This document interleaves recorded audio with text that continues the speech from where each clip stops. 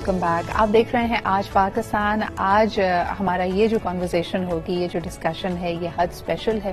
جس طرح کہ ہم دیکھتے ہیں کہ پوری دنیا سے الحمدللہ عازمین حج اس وقت موجود ہیں مکہ مدینہ میں, منا میں, اور فرائض کی ادائیگی کر رہے ہیں. یعنی یقیناً ایک اہم ستون ہمارے ایمان کا, ہمارے دین کا رکن ایک اہم ہے, اور اس کی ادائیگی جتنی جلدی زندگی میں ہو سکے اس کی سب کوشش کرتے ہیں. لیکن اس بات میں بھی آپ دیکھیں کہ کئی لوگ کی کوشش یہ ہوتی ہے کہ وہ جوانی میں اور اپنی فیملی کے ساتھ اور ایکسٹینڈڈ فیملی کے ساتھ جا کے حج کے فریضے سے سبکدوش ہوں. لیکن ساتھ ہی ساتھ اس وقت گزشتہ 2 سالوں میں ہم نے دیکھا کہ اس میں کافی تبدیلی آئی تھی, اور نمبرز کیونکہ لمیٹڈ کر دیے گئے تھے تو لوگوں کو بہت میرے خیال میں اس بات کی پریشانی بھی تھی اور اس بات کی آرزو بھی تھی. اب ہم الحمدللہ دیکھ رہے ہیں کہ دوبارہ سے ایک بڑی تعداد میں عازمین حج وہاں پہ پہنچے ہیں. لیکن پاکستان والوں کے لیے اس میں اور مشکلات یہ بھی تھیں کہ کئی لوگوں کے سامنے ایک تو جو اس کا اماؤنٹ اس دفعہ آیا, ہماری معاشی صورتحال کے بعد جو حج ادا کرنے کے لیے ہمارے پاس حکومتی نمبرز آئے کہ اگر آپ سبسڈائز حج پہ جاتے ہیں یا پھر آپ اپنا بندوبست خود بھی کرتے ہیں, وہ کئی لوگوں کی دسترس سے باہر تھا. لیکن سب سے پہلے آپ کو حج 2022 کے حوالے سے یہ رپورٹ دکھاتے ہیں, پھر ہمارے ساتھ علماء اکرام موجود ہوں گے اگر آپ کے کچھ سوالات ہیں حج کے حوالے سے, اور خاص طور پہ اگر آپ ارادہ باندھتے ہیں, اللہ تعالیٰ سے مدد کی امید رکھتے ہیں کہ آپ کا بھی بلاوا آ جائے, تو اس کے حوالے سے جتنے سوالات ہوں گے ہم ان کو لے کے چلیں گے. But first let's take a look at this report.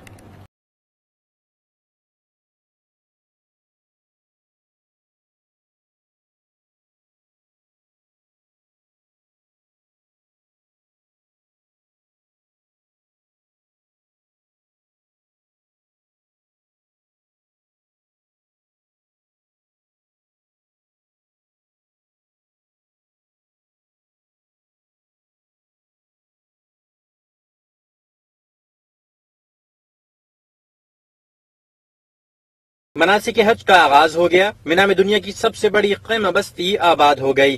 آج حج کا رکن اعظم وقوف عرفہ ادا کیا جائے گا اور عازمین حج بجانب عرفات روانہ ہوں گے. وقوف عرفہ کے دوران مسجد نمرہ میں خطبہ حج ہوگا. نماز ظہر اور عصر کی ایک ساتھ ادائیگی کے بعد غروب آفتاب کے ساتھ ہی عازمین مزدلفہ روانہ ہو جائیں گے. 10 ذی الحج کو بڑے شیطان کو کنکریاں ماریں گے. قربانی کے بعد سر منڈوا کر احرام کھول دیں گے. اس سال 10 لاکھ حجاج کرام کو حج کی سعادت نصیب ہوئی. اس سال بھی حج سیکیورٹی فورس کی کمان نے تمام تر سیکیورٹی انتظامات سنبھالے ہوئے ہیں تاکہ حج 2022 کو مکمل طور پر محفوظ انداز میں ادا کیا جا سکے. شعبہ صحت بھی 4 ہسپتالوں اور 26 طبی مراکز کے ذریعے منا میں طبی سہولیات کی خدمات انجام دے رہا ہے, اور نیشنل واٹر کمپنی نے پانی کی سپلائی اسٹوریج کے لیے انتظامات کو حتمی شکل بھی دے دی ہے. جی جناب, جس طرح کہ ہم نے دیکھا کہ پوری دنیا سے 10 لاکھ عازمین حج اس وقت سعودی عرب میں موجود ہیں, حج کا فریضہ ادا کر رہے ہیں. انشاءاللہ تعالی اللہ تعالیٰ قبول کرے.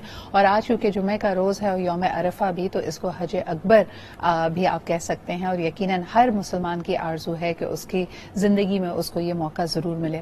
آئیے گفتگو کا آغاز کرتے ہیں. ہمارے مہمانوں سے سب سے پہلے آپ کا انٹروڈکشن کراؤں. ہمارے ساتھ موجود ہیں فرحانہ اویس صاحبہ. بہت بہت شکریہ فرحانہ آپ کی موجودگی کا. آپ ہی کے ساتھ تشریف رکھتے ہیں علامہ زہیر آپی صاحب. بہت شکریہ زہیر بھائی آپ کی بھی آمد کا. And last but definitely not the least ہمارے ساتھ موجود ہے مفتی نور رحمانی بھائی. آپ کی بھی آمد کا بہت بہت شکریہ.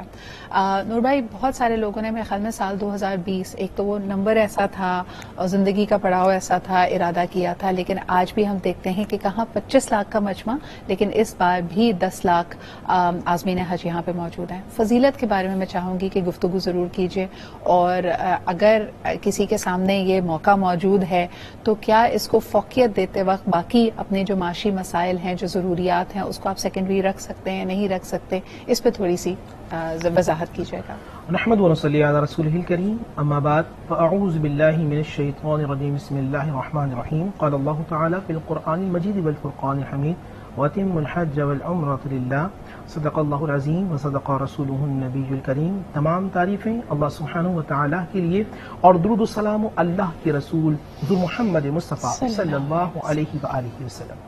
سورہ بقرہ کے اندر اللہ سبحانہ و تعالیٰ ارشاد فرماتے ہیں واتموا الحج والعمرۃ للہ, حج اور عمرے کو اللہ کے لیے مکمل کرو. نبی پاک صلی اللہ علیہ وآلہ وسلم اس کی فضیلت میں بیان فرماتے ہیں. صحابہ کا مجمع موجود ہے, اور اللہ کے نبی صلی اللہ علیہ وسلم فرماتے ہیں کہ جو شخص حج کے لیے نکلتا ہے, اللہ سبحانہ و تعالیٰ حاجی کے ہر قدم پر حرم کی 700 نیکیاں عطا فرما دے. تو صحابہ سے پوچھا تم سمجھتے ہو 700 نیکیاں کتنی ہوتی ہیں؟ کہ رسول اللہ بیان فرمائیے کہ اللہ ہر نیکی کو، حرم کی ایک نیکی کو 1,00,000 کے برابر ثواب عطا فرما دے. تو جو شخص اللہ کے لیے حج کے لیے نکلتا ہے تو ہر قدم پر اللہ تعالیٰ اسے 7 کروڑ نیکیاں عطا فرماتے ہیں. جو اللہ سبحانہ و تعالیٰ کی رضا کے لیے حج کرتا ہے، میرے آقا کریم صلی اللہ علیہ وسلم نے فرمایا کہ وہ ایسا ہے کہ جیسا اس کی آج ہی ولادت ہوئی ہے. اللہ تعالیٰ اس کے تمام سابقہ گناہوں کو معاف فرما دیتے ہیں. اور ایک حدیث کے اندر ہے کہ جو شخص اللہ اس کے رسول صلی اللہ علیہ وسلم کی رضا کے لیے حج کرتا ہے 400 افراد کی وہ شخص شفاعت کرے گا. وہ موسیٰ اشعری رضی اللہ عنہ فرماتے ہیں کہ میں نے خود سنا رسول اللہ صلی اللہ علیہ وآلہ وسلم نے ارشاد فرمایا. اب جو آپ کا سوال تھا کہ فرسٹ یا سیکنڈ یہ کیا کرنا چاہیے، قرآن مجید فرقان حمید سورہ آل عمران کے اندر رب ذوالجلال شفا وَلِلَّهِ عَلَى النَّاسِ حِجُّ الْبَيْتِ مَنِ اسْتَطَاعَ إِلَيْهِ سَبِيلًا. یہ جو شخص صاحب استطاعت ہو اس کو چاہیے کہ وہ اللہ سبحانہ و تعالیٰ کی رضا کے لیے کرے. اب یہاں لفظ ہو گیا صاحب استطاعت، یہ فرض ہے. جو شخص حج کا انکار کر دے گا وہ کافر ہو جائے گا. اور جو شخص تاخیر خود ساختہ کرتا ہے، میں نبی سے پوچھتا ہوں یا رسول اللہ صلی اللہ علیہ وسلم حدیث میں کہ اللہ کے نبی صلی اللہ علیہ وسلم آپ فرمائیے کہ جو شخص استطاعت رکھنے کے باوجود حج نہ کرے، اللہ کے نبی فرماتے ہیں کہ اس کے پاس استطاعت ہو اور استطاعت رکھنے کے بعد وہ 5 سال گزار دے تو اس کو اللہ اپنے سے دور کر دیتا ہے. کتنی بڑی بات ہے کہ جس کو اللہ سبحانہ و تعالیٰ دور کرتے ہیں. نبی اسلام شاہ فرمایا یہ حج عمرہ کیا کرو، یہ تمہاری محتاجی کو دور کر دے گا. سبحان اللہ. انسان سمجھتا ہے کہ پیسہ لگ جائے تو میں محتاج ہوں گا، اور یہاں اللہ اس کا رسول کہہ رہا ہے کہ تم میرے گھر میں آتے رہو، میں دنیا کے خزانے تمہارے سامنے کھول دوں. کتنی خوبصورت بات ہے. اور اسی بات کو لے کے اگر آگے بڑھتے ہیں زہیر بھائی، مجھے بتائیں کہ آج کل قدر آسان ہے جب آپ حج کا ارادہ کریں. اگر ہم گزشتہ زمانے سے اس کو کمپیئر کرتے ہیں، لوگ پہلے اونٹوں پہ، بری جہازوں پہ، بحری جہازوں پہ وہاں پہ پہنچتے تھے. اب لوگوں کا تصور یہ ہے کہ آپ نے احرام باندھا، آپ نے نیت کی، آپ فلائٹ لیں، وہاں پہ قدر آسانیاں ہیں. لیکن ابھی بھی کچھ لوگوں کو ہم نے دیکھا کہ وہ صعوبتیں اٹھانا چاہتے ہیں. کچھ لوگوں نے سائیکل پہ سفر کیا ہے، موٹر سائیکل پہ سفر کیا ہے. کیا اس کا ایڈیشنل ثواب ملتا ہے کہ آپ جتنا وقت آپ نے اس سفر کو اختیار کرنے میں، ارادہ کرنے میں کیا ہو، یا اس میں اگر آپ نے مشکلیں اٹھائی ہوں، کیا اس کا زیادہ ثواب ہے؟ بسم اللہ الرحمن الرحیم. حج کی اہمیت پہ ایک بات اور میں اپنے نتیجے کی بات کو آگے بڑھاتے ہوئے کہہ دوں کہ نماز کے بعد سب سے اہم عبادت ہے حج. باقی تمام عبادات یعنی روزے پہ بھی ترجیح حج کو دی گئی ہے. اتنی افضل یہ عبادت ہے. اور یہ عبادت کا بنیادی ایک مقصد یعنی اور جہاں اس کے بہت سارے مقاصد ہیں اور بہت سارے اصول ہیں اس کے فوائد، اس میں یہ ہے کہ انسان اللہ کی راہ میں جسمانی، ذہنی، معاشی تکالیف کو برداشت کرے. ظاہر ہے کہ جب جائے گا تو معاشی خرچے بھی ہوں گے، اور جیسے کہ آپ نے کہا کہ پہلے اونٹوں پہ جاتے تھے اور پیدل جاتے تھے اور سواری پہ جاتے تھے تو وہ ایک جسمانی مشقت ہوتی تھی. اب اگرچہ کہ بہت ساری آسانیاں ہو گئی ہیں، جہاز میں بیٹھے اور چلے گئے، لیکن اگر کوئی شخص واقعی اس روحانیت کو محسوس کرتے ہوئے اس طرح سے حج کرے کہ اسے جسمانی مشقت میں مزید اس کے اضافہ ہو اللہ کے لیے خاص طور سے، تو میں سمجھتا ہوں اس کا بہت زیادہ ثواب ہے، کیونکہ وہ اس مقصد کو زیادہ اچھے طریقے سے حاصل کر رہا ہے کہ اللہ کی راہ میں مشقت اٹھا رہا ہے. اور یہ صرف یہی نہیں ہے کہ اب آپ نے حج میں مشقت اٹھا لی اور اس کے بعد آپ رہ گئے، بلکہ یہ آپ کی اگر آپ اس کی روحانیت کو سمجھیں تو آپ کی پریکٹس میں ہونا چاہیے کہ آپ نے پوری زندگی اب اللہ کے لیے مشقت اٹھانی ہے. ذہنی، معاشی یا جسمانی تکالیف آپ نے اٹھانی ہے، اور جتنی آپ تکالیف اللہ کی راہ میں اٹھائیں گے اس کا اتنا زیادہ. بے شک. زہیر بھائی، جیسے اس کے ویژولز جب ہم دیکھتے ہیں تو چاہے ہم تو بطور مسلمان ہمارا دل تو واقعی وہاں پہ جانے کے لیے دھڑک رہا ہوتا ہے، یہ ہماری آرزو بھی ہوتی ہے، بٹ ایون جو نان مسلمز پوری دنیا میں دیکھتے ہیں اس سے بڑا مذہبی اجتماع دنیا میں کہیں نہیں ہوتا. اور جتنے ڈسپلن کے ساتھ یہ کیا جاتا ہے، جتنی یونیورسلٹی کے ساتھ یہاں پہ فرحانہ آپا جو یونیفارمٹی ہے، اکثر لوگ اس پہ بات کرتے ہیں کہ آپ کا احرام کو زیب تن کرنا اس بات کی علامت ہوتا ہے کہ وی آر آل ایکولز، اللہ کی نگاہ میں ہم سب ایک جیسے ہیں. یوم عرفہ پہ جب آپ موجود ہوتے ہیں تو کئی لوگوں کو یہ ذہن میں آتا ہے، تصور میں آتا ہے کہ شاید جب قیامت برپا ہوگی تو ایسا ہی سما ہوگا کہ آپ اپنے رب سے استغفار طلب کر رہے ہوں گے، سبھی ایک ہی صف میں کھڑے ہوں گے. لیکن کیا آپ سمجھتی ہیں کہ جیسے ہر چیز میں دولت کی ریل پیل سے فرق پڑتا ہے، کئی لوگ کہتے ہیں جو صاحب استطاعت ہوتے ہیں ان کے لیے وہاں پہ بھی قدر آسانی ہے، اس بات کو آپ کیسے لے کے چلیں گے؟ بسم اللہ الرحمن الرحیم. حج جو ہے دراصل اطاعت الہی کا نام ہے کہ ہم اللہ کا قرب حاصل کرنے کے لیے جو ہے اللہ کو راضی کرنے کے لیے ہم اتنا طویل سفر کرتے ہیں. اور دیکھا جائے تو اصل میں یہ انکساری اور تواضع کا اور عشق کا سفر ہے. اور جہاں تک بات ہے کہ ڈسپلن ایک پوری عبادت ہے تو ہمارا تو پورا دین ہی ڈسپلن ہے نا. اور جس طرح ہمیں جو اس کی اہمیت ہے، اگر میں یہ کہوں کہ اللہ رب العزت نے حقوق اللہ کے ساتھ حقوق العباد کی اہمیت کو اس میں اجاگر کیا تو یہ غلط نہیں ہوگا، کیونکہ اللہ تعالیٰ یہ بھی کہہ سکتے تھے کہ تم نماز اپنے گھر میں کسی ایک کونے میں جا کے پڑھ لو، لیکن اللہ تعالیٰ نے یہ نہیں کہا، بلکہ کہا کہ اگر محلے کی سطح پہ ہو مسجد میں جا کر باجماعت نماز پڑھو. اگر تم علاقے کی سطح پہ ہو جمعے کی نماز اکٹھا ایک جگہ پہ جا کے پڑھو. پھر اگر تم شہر کی سطح پہ ہو عیدین کی نماز پڑھو. اسی طرح عالمی سطح پر ایک اجتماع کو اللہ تعالیٰ نے یہ بتایا کہ دیکھو تم نے عبادت تو کرنی ہے میری، لیکن اکٹھا اس لیے سب تم نے ہونا ہے کہ تمہیں ایک دوسرے کا معلوم ہو کہ تمہارے معاملات کیا ہیں، تمہارے مسائل کیا ہیں، اور پھر اس کا حل کیا ہے، تاکہ جب تم ایک دفعہ اکٹھا ہو جاؤ تو پھر تم اپنے معاملات کو، اپنے مسائل کو وہاں پہ اکٹھا ہو کر ایک دوسرے سے شیئر کرو اور یہ طے کرو کہ جب اگلے سال اکٹھا ہوگے تو ان کو حل کر کے آؤ گے. یہ تو ایک بنیادی اس کا فلسفہ ہے. اور رہی یہ بات کہ جو حج ہے وہ ہمیں ڈسپلن سکھاتا ہے یا یہ ہمیں ایک میسج دیتا ہے کہ دیکھو یہ تم 2 کپڑے پہن کر جو حاضر ہو گئے ہو یہاں پر تو اس وقت تم سب برابر ہو. تو ایسے لوگ ہیں جو وہاں پر بھی بہت ساری سہولتیں لے رہے ہوتے ہیں، لیکن افضل وہی ہیں جو عام لوگوں کی سطح پر آ کر اور اسی طرح سے جیسے عام لوگ بیٹھ رہے ہوتے ہیں خیموں میں، عام سہولتیں اویل کر رہے ہوتے ہیں، اگر وہ انہی کو اویل کرتے ہیں تو ان کے لیے اچھا ہے. بہت سارے ایسے بادشاہ بھی آتے ہیں جو کہ عام طریقے سے بیٹھے ہوتے ہیں، زمینوں پہ لیٹے ہوئے ہوتے ہیں، اور ان کا بھی اس وقت وہ یہی کہتے ہیں کہ اس وقت چونکہ اللہ رب العزت کے سامنے سب برابر ہیں تو ہم بھی اسی طریقے سے انہی سہولتوں کو اویل کریں گے. اور یہ جو 2 کپڑوں کا مقصد ہے نا، یہ بھی بڑی امپورٹنٹ چیز ہے. ایک تو عرفہ کا دن اور پھر 2 کپڑے ہمیں ایک پیغام دے رہے ہیں کہ دیکھو جس طرح ایک مردہ جو ہے وہ 2 کپڑوں میں لپیٹ کر اس کو ایک بہت چھوٹی سی جگہ پر لٹا دیا جاتا ہے اور وہ اس وقت اس قابل نہیں ہوتا کہ اپنی زبان سے یا اپنے ہاتھ سے کسی کو نقصان پہنچا سکے، تو یہاں تم نے آ کر کسی کو اپنی زبان سے، اپنے ہاتھ سے، کسی بھی رویے سے دوسرے کو نقصان نہیں پہنچانا ہے. اور اس دن تم نے عرفہ کے دن اللہ رب العزت کے حضور توبہ اور استغفار کر کے اپنے آپ کو اللہ کے قریب کر کے اور اس چیز کا اپنے ذہن کو جو ہے تیار کر کے کہ آج میں نے اپنے تمام گناہوں کو، اپنی برائیوں کو، خطاؤں کو دفن کر دیا ہے. اللہ رب العزت تمہیں اس طرح سے پاک کر رہا ہے کہ گویا تم آج ہی کے دن پیدا ہوئے ہو. تو اس میسج کو لے کے تم ان 2 کپڑوں میں یہاں سے باہر نکلو. In other words, it's almost like a reset for your life. جیسے ہم کہتے ہیں نا کہ آپ کا سسٹم جب بہت زیادہ کرپٹ ہو جائے یا بہت ساری ونڈوز کھلی ہوئی ہو، انتشار ہو، اضطراب ہو، تو آپ پورے سسٹم کو ریسیٹ کرتے ہیں، اپنا سی پی یو ایک دفعہ بند کر کے سوئچ آن کرتے ہیں. اس طرح کا ری بوٹ یہ آپ کو دیتا ہے، آپ کے ایمان کو دیتا ہے. اچھا، آپ کے بہت سارے سوالات ہیں. یقیناً ٹالرنس کے حوالے سے ایک بہت بڑا پیغام اس میں ملتا ہے جب بھانت بھانت کے لوگ اور پوری مسلم امہ وہاں پہ ایک اجتماع کے طور پہ موجود ہو، جن کی زبان آپ نہیں جانتے لیکن وہ کلمہ گو ہیں اور آپ کا اور ان کا ایک روحانی تعلق ہے. ان کے ساتھ آپ کا رویہ کیسا ہوگا؟ کیا چیزیں آپ کو وہاں پہ اس وقت آپ کے صبر کو آزماتی ہیں؟ اس پہ بھی ہم بات کریں گے.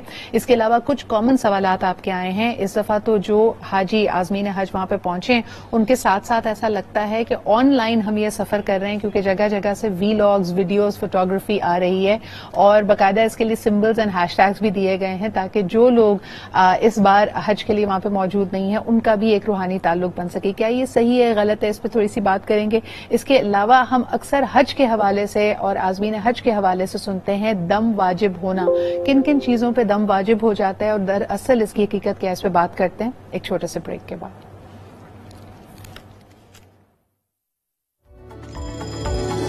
Welcome back after the break. آپ دیکھ رہے ہیں ہمارا حج اسپیشل. آج الحمدللہ یوم عرفہ یعنی سال 2022 کے مناسک حج شروع ہو چکے ہیں اور 10 لاکھ عازمین حج اس وقت یہ فرض ادا کر رہے ہیں، اللہ کی بارگاہ میں حاضر ہیں.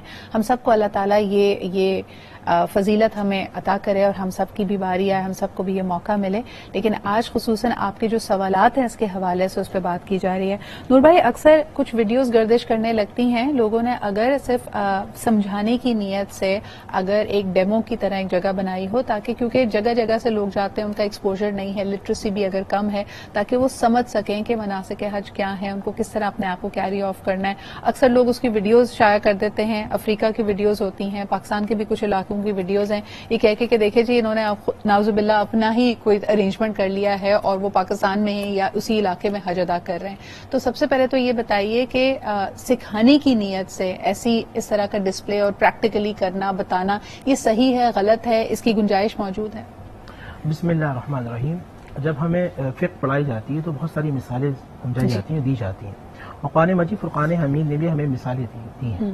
अभी देखना होगा मिसाल हलाल उसमें जा रही है, हराम उसमें जा रही है, और लोगों के जहन को तब्दील कर रही है या नहीं कर रही। हमारी असल मसला ये, मैं अपने पाकिस्तान मुल्क की बात करूँ, जहाँ यहाँ मुख्तलिफ इवेंट्स होते हैं और कुछ शबी बनाई जाती हैं, तो हमारे लोग शबियों के सामने जाके, जैसे खाने काबा में मिसाल देता हूँ, हमने देखा मलीर के अंदर, नाम ले लेता हूँ, तो वहां जाके वो 7 चक्कर लगा रहे हैं। भी क्या कर रहे हैं आप? उन्होंने वो मॉडल बनाया था रबीउल अव्वल के अंदर, और कौम जो है कुछ और समझती है। जो उलमाए कराम जो मना करते हैं वो बेसिकली फसाद के लिए मना करते हैं। सही। आज को अगर हम किसी चीज के जवाज का फतवा दें, बाद में जाके लोग उसकी मुशाबत पैदा कर देंगे। सही। तो इसलिए सख्ती के साथ उलमाए कराम उसको मना कर रहे होते हैं। अच्छा, अब मजमूई तौर पर इस कौम का ये अलमिया है कि फेसबुक पे उठा के हर बंदा फतवा दे रहा होता है। अगर कोई शख्स समझाने की नीयत से कर रहा है कि भाई आप ये सफा मरवा 2 पहाड़ियां हैं, मिसाल के तौर पे हमें यहाँ 7 चक्कर लगाना, और 1 2 3 4 5 6 7 आप इस्तिस्लाम करेंगे, हतीम के पास जाएंगे, आप नमाज पढ़ेंगे, ठीक है, जब आप ये सारे काम करेंगे, आप मुजल्फा में आप इस तरह ठहरेंगे, मीना की ये बाउंड्री है, कुछ समझाने के लिए बता रहा है, और किसी ग्राउंड में ले जाता है फॉर एग्जाम्पल कि आपको इस तरह करना है, इस तरह वकूफ करना है, और आपने अगर, जैसे आज अराफात का दिन है, अगर आप अराफात के बाहर रहे तो आपका हज ही नहीं होगा। बिल्कुल। आपको पता है, एक कदम अगर आप बाहर निकल जाते हैं तो आप अराफात की हुदूद से बाहर निकल जाते हैं, और जो शख्स आज के दिन अराफात की हुदूद से बाहर निकल जाता है उसका हज नहीं होगा। तो समझाने की नीचे कोई समझाता है तो उसमें उतनी शिद्दत नहीं, लेकिन रोल यानी मॉडल इस तरह नहीं बनाना चाहिए। खाने काबा का लोग बना देते हैं, हतीम को सामने रख देते हैं, यानी कि सफा मरवा को बिल्कुल एज इट इज कर देते हैं, इस तरह पूरा एक वो जो एक डिस्प्ले की तरह का बनता है, जिसमें आप एक तरह के स्ट्रक्चर बनाना सही नहीं है। ज़ोहैब भाई, दम वाजिब, ये हम अक्सर सुनते हैं कि बाल अगर कट गए, खुशबू अगर लगा ली मिसाल के तौर पे, तो फिर हाजी पे दम वाजिब हो जाता है। इसके हवाले से कुछ वजाहत कीजिएगा। असल में चूंकि हज पे बहुत सी वो चीजें जो हलाल हैं आम हालात में वो भी हराम हो जाती हैं। ठीक है। तो अगर उनमें से कोई चीज अगर आप कर लेते हैं तो फिर उसके ऊपर आपको उसकी कुर्बानी उसके सिलसिले में देना जो है वो वाजिब हो जाती है। उसमें बहुत सी चीजें हैं, किसी जानवर को मार दिया, बाल कटवा दिए, नाखून कटवा दिए वक्त से पहले, या किसी का हाथ मार दिया, या कोई ऐसा काम कर दिया जो जायज भी आम हालात में भी जायज। इन अदर वर्ड्स, आपको बहुत ज्यादा माइंडफुल और सेल्फ अवेयर रहने के लिए कहा जा रहा था कि आप कोई भी काम कर रहे हैं, किस नियत से कर रहे हैं, बेदेहानी ना हो, आपका ध्यान वहीं लगा रहे जिस फरीजे के लिए आप वहां पे पहुंचे। असल तो यही हज सिखा यही रहा है कि आप अपने नफ्स को कंट्रोल कैसे करें। सही। हम असल में यही होता है, हमारा मसला ये होता है कि हम फिजिकल एक्सरसाइजेस तो कर लेते हैं, अपनी जो अंदर की, जैसे वो किसी ने कहा, अभी मैंने पढ़ा, बहुत अच्छा जुमला उसने लिखा कि बाहर खड़े हुए जानवर को ही नहीं मारना, कत्ल करना, अंदर के जानवर को भी कत्ल करना है। तो हम अंदर के काम नहीं करते, हम बाहर काम करते हैं। फिजिकल काम तो कर लेते हैं, दौड़ रहे हैं, भाग रहे हैं, तवाफ कर रहे हैं, सब कुछ हमने कर लिया, लेकिन वो जो अंदर नफ्स को कंट्रोल करना है कि हमने गुस्सा नहीं करना है, हमने मारना नहीं है, हमने किसी को कत्ल नहीं करना, किसी को गाली नहीं देनी, या और इसके अलावा जैसे बाल काट लिए नहीं काटने हैं, या चीजें ये हमने नहीं करी, ये अगर हम कंट्रोल इसकी तरफ ज्यादा तवज्जो दे तो मैं समझता हूँ कि शायद ज्यादा बेहतर नतीजा। आपकी बेसिकली आपके नफ्स की ट्रेनिंग है। फरहाना आपा, खवातीन के हवाले से पूछना चाहूंगी, जिस तरह हम रमजान के महीने में भी देखते हैं कि रोजा सबने रखा होता है, लेकिन खवातीन के फराइज दुगने हो जाते हैं, उन्होंने 2 और मील्स को तैयार करना होता है।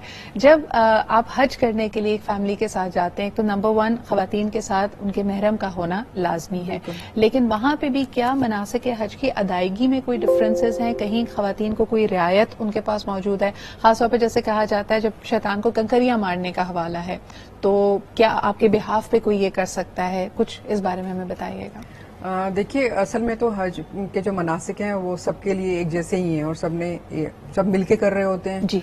तो उसी तरीके से आपको तमाम चीजों को लेकर चलना होता है। कोई एक्स्ट्रा काम आपके लिए नहीं है या एक्स्ट्रा रियायत नहीं है आपके लिए। हाँ, लेकिन ये है जैसे कंकरियां मारने का होता है, तो पहले ये हुआ करता था, चूंकि इतना ज्यादा अच्छे तरीके से वो बनी भी नहीं थी वो जगह के, धक्के लग रहे होते थे इस तरह से कि एकदम से इकट्ठा लोग आगे, स्टैम्पीड्स भी वहीं पे होती थी, भगदड़ भी फिर ये होता था कि अगर खुदा ना खास्ता कोई गिर गया तो फिर उसके ऊपर से सब गुजर जाते थे। लेकिन अब उन्होंने उसको ग्रेजुअली बहुत इम्प्रूव किया है। अब एक तो उन्होंने कई रास्ते बना दिए हैं कि एक तरफ से आप एंटर हो, दूसरी तरफ से आप बाहर निकलें, तो अब वो मामला बेहतर हो गए हैं। यानी पहले ये होता था कि अगर आप आगे बढ़कर اگر کر رہے ہیں پتھری ماری آپ نے, پتھر مارنے کے بعد آپ واپس پلٹے تو اسی جگہ سے آپ واپس پلٹ رہے ہیں, تو پھر آپ ٹکراتے تھے آنے والوں سے.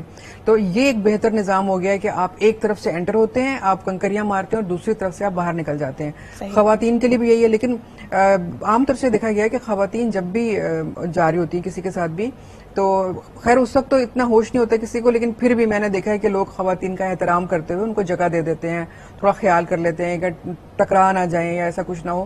تو خواتین کے لیے بھی وہ تمام چیزیں اسی طرح سے ادا کرنی ہے ان کو جیسے کہ مردوں کو ادا کرنی ہے, اور اپنی ان تمام چیزوں کا خیال رکھنا ہے جو کہ دین نے ان کو بتا دی ہیں کہ آپ نے جو, حالانکہ ویسے تو پردہ آپ کو کہا گیا لیکن فیس آپ نے بالکل نہیں چھپانا ہے اپنا, تو وہ تمام چیزیں ویسے ہی ہیں جیسے نور بھائی. قربانی کے عمل کی طرف جب آپ پہنچتے ہیں تو اگر ایک فیملی ساتھ میں حج کر رہی ہے, 5 افراد ہیں, 6 افراد ہیں, ہر شخص پہ الگ قربانی واجب ہے؟ کہ حج کی 3 اقسام ہیں, حج افراد ہے, تمتع ہے, حج قارن ہے. حج افراد والے کے لیے تو قربانی نہیں ہے, تمتع اور قارن کے لیے کہ وہ جب اپنا احرام کھولے گا تو اس پہ قربانی کرنا واجب ہے. اور جو لوگ حجاج ہوں گے وہ حدود حرم کے اندر ہی قربان گاہ میں جانوروں قربان کریں گے. ایسا نہیں ہے کہ جو جیسے آپ احرام کھولیں گے تو آپ کو حدود حرم تقریباً 25 کلومیٹر کا وہ ایریا بنتا ہے یا 23 کلومیٹر کا, تو اس کے اندر ہی قربانی کرنا ہے. کوئی شخص وہاں کہتے ہیں وہ تو حج کی قربانی ہے. کوئی شخص حج کرنے گیا, جیسے میرے والد صاحب رحمۃ اللہ علیہ گئے تو انہوں نے کہا تھا کہ بیٹا تم میرے نام سے یہاں بھی قربانی کرنا. تو یہاں جو قربانی ہو رہی ہوتی ہے وہ اس کے وجوب میں آتی ہے. جیسے ہمارے اہل سنت کے اندر کچھ علماء کے نزدیک یہ سنت موقدہ ہے, مگر احناف کے نزدیک جو ہے ہمارے یہاں وہ واجب ہے. اگر وہ واجب و فرض کو سنت کو دیکھا جائے تو وہ آگے جا کے سملر تقسیم چیزیں بنتی ہیں. قرآن مجید فرقان حمید کے اندر ہے نا, فصل لربک وانحر, بس نماز پڑھیے اور قربانی کیجیے. تو قربانی کرنا واجب ہے. کن کے لیے؟ کہ جو احرام کھولیں گے, میں پھر بتا دوں, حج افراد اور حج تمتع اور حج قارن کے لیے. اس میں کیا فرق ہے اگر واضح اقسام ہے کافی ساری؟ ٹھیک ہے, تو اگر ایک فیملی جاتی ہے تو ہمیں کیسے پتا ہو کہ کون سی نیت؟ ہاں مطلب دیکھیں جو علماء کرام ہوتے ہیں نا, وہ ایک شخص گیا جس نے صرف حج کیا جی, تو وہ حج افراد ہو گیا, تو اس پہ قربانی کا وہ نہیں آتا. لیکن جو شخص ایک ہی عمرہ باندھتا ہے, جیسے نبی پاک صلی اللہ علیہ وآلہ وسلم کے لیے آپ نے ایک یعنی کہ احرام بانا, آپ نے عمرہ کیا اور عمرہ کرنے کے بعد آپ نے حج کیا جی, یہ حج قران ہے. تمتع ہے کہ آپ گئے تھے, آپ نے عمرہ کیا اور پھر آپ نے عمرہ کھول لیا, مکمل کر لیا, احرام کھول لیا اور آپ نے قصر کروا لیا. اس کے بعد جب حج کا ایام آیا تو آپ نے پھر دوبارہ 8 سے بانا اور آپ 13 کا آپ نے فارغ ہو گئے. صحیح, اس طرح کی. تو یہ آپ کی نیت پہ فرق ہوتا ہے. اس کے لیے یقیناً آپ رابطہ کیجئے کہ آپ کے جو گروپ کے لیڈرز بھی ہوں گے. کئی آپ لوگوں کے سوالات اور بھی ہیں, خاص طور پہ خواتین کے سوالات ہیں کہ اگر محرم کوئی اس طرح نہ ہو جو آپ کو حج پہ اکمپنی کر سکتا ہو, تو اب گروپس میں جب لوگ جاتے ہیں, خصوصاً پاکستان سے باہر دیکھا گیا ہے کہ گروپس کی صورت میں جب لوگ جا رہے ہوتے ہیں تو اس میں آپ کے محرم کے بغیر بھی خواتین حج ادا کر رہی ہیں. Is that possible, not possible, اس پہ رائے لے لیں گے. دوسرا یہ کہ اب اکثر لوگ, میں نے میڈیا کے کئی لوگوں کو دیکھا ہے جو اس دفعہ الحمدللہ حج کے لیے گئے ہیں, لیکن کیا اس کے بعد you have to shave your head off, اس پہ بھی ذرا بات کریں گے, یا حج میں بھی, کیونکہ ہم نے یہ سنا تھا کہ ہمیشہ حج کے لیے ضروری ہے کہ آپ کو آپ کا سر منڈوانا ہوتا ہے مرد حضرات کے لیے, لیکن اس وقت دیکھا گیا ہے کہ وہ تھوڑے سے بال کاٹ کے وہ کہتے ہیں کہ جی دیٹ از ڈن. اس پہ تھوڑی سی کلیئرٹی لے لیں گے ایک چھوٹے سے بریک کے بعد.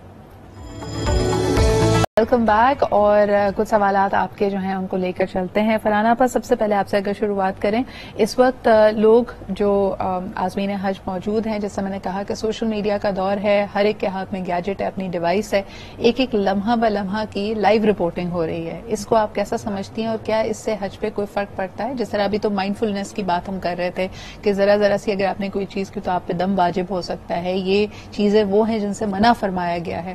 تو فوٹوگرافی, وی لاگنگ, اس کا کہاں سے, اس کو آپ کیسے دیکھتے ہیں؟ دیکھیے ویسے بنیادی طور پہ دیکھا جائے نا, جب ہم عبادت کی حالت میں ہوتے ہیں, چاہے وہ نماز ہو, روزہ ہو, حج ہو, زکوٰۃ ہو, جو بھی ہم کام کر رہے ہوتے ہیں, تو اس کے لیے سب سے پہلے یہ ضروری ہے کہ ہم دل سے اس میں شامل ہوں. اور جب ہم دل سے کسی چیز میں شامل ہوتے ہیں تو کبھی یہ ہو نہیں سکتا کہ ہمارا دھیان کہیں اور چلا جائے. تو یہ تو ایک اتنی بڑی عبادت ہے کہ جس میں ہمارا ذرا سا بھی دھیان کہیں اور نہیں جانا چاہیے. بہت دفعہ یہ تو میں نے خود بھی دیکھا, جب میں نے عمرہ یا حج کیا تو اس دوران بھی لوگ طواف کے دوران موبائل آن کر کے دکھا رہے ہوتے تھے کہ دیکھیں ہمارے پیچھے اتنا رش ہے, یا ہم اس طرح سے طواف کر رہے ہیں. میں تو سمجھتی ہوں یہ بہت ہی غلط بات ہے. اور پھر اگر ہم اگین وہی بات کہ رسول پاک صلی اللہ علیہ وآلہ وسلم کی تعلیمات کیا ہیں کہ جب تم کوئی بھی کام کرتے ہو اللہ کی عبادت کے حوالے سے تو پورے کے پورے جو ہے اس میں ڈوب کر اس میں شامل ہو کر کرو. اگر آپ روحانی طور پر اپنا تزکیہ نہیں کر رہے جب آپ حج کی حالت میں ہیں, چاہے آپ عرفات میں ہیں, چاہے آپ طواف کر رہے ہیں, اگر آپ کا دھیان موبائل میں ہے تو آپ وہ کلمات پورے دل سے ادا نہیں کریں گے جو آپ کی زبان بول رہی ہے, جو کہ آپ کو کہا گیا ہے. یا عرفات میں ہیں آپ اور آپ کو جو کہا گیا ہے کہ آپ نے دعائیں پڑھنی ہیں, آپ نے مغفرت کے اللہ تعالیٰ سے طلب کرنی ہے, توبہ کرنی ہے, آپ کے عشق کا اور آپ کی عاجزی کا یہ سفر ہے, آپ نے ندامت کا اظہار کرنا ہے.